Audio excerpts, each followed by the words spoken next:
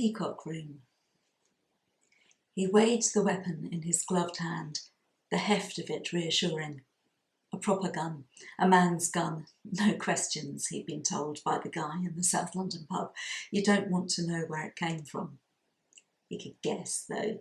It smelled of grease and sweating hands, drug gangs securing their turf and swaggering kids trying to impress each other. He examined the black casing, then arranged on the table a bottle of isopropyl alcohol, a toothbrush and a soft cloth. He wanted it properly clean, a fitting tool for the work he had planned. He didn't want its history in there, stinking the place out with desperation and petty crime. Disgusting. He frowned at the particles of grit gumming up the trigger mechanism, the dirt embedded in the grip. If he could, he would have bought a new gun, box fresh and shining, with a gleaming mahogany stock. Bring me my bow of burning gold. It would have to do. He put down the cloth, peeled off the plastic gloves and threw them in the trash, reached automatically for his bottle of hand sanitizer. The clean, cool scent soothed him. It had been surprisingly difficult to get hold of a gun. He was used to the US, where you could pick up a semi-automatic and enough ammunition to take out a junior high, along with a quart of milk.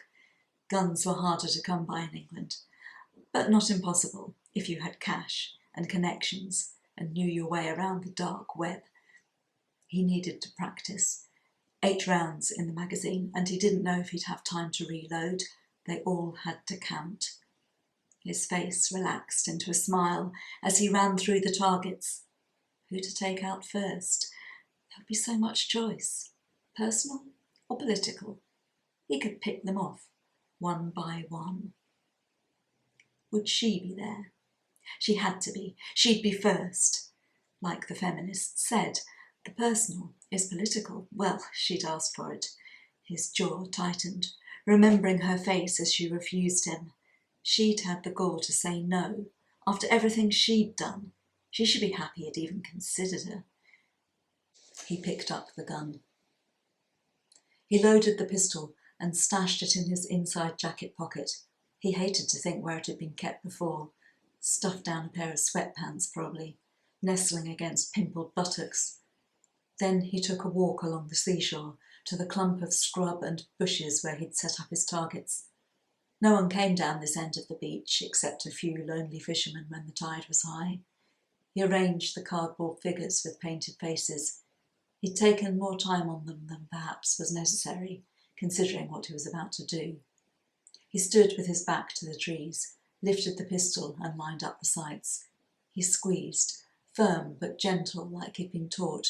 He had a good eye, a steady hand. By the time he'd finished, 8 cardboard heads hung in tatters. He walked forwards to collect them, satisfied.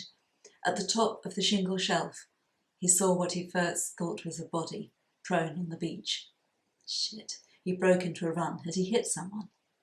As he approached, it leapt up, a bundle of ragged clothes and a wild head of hair. The guy looked terrified, his eye fixed on the gun. Rags flapping, the figure turned and headed along the beach, scrambling up the bank and disappearing into the distance. The gunman stood and watched him go. A tramp, maybe, a hobo, nothing to worry about.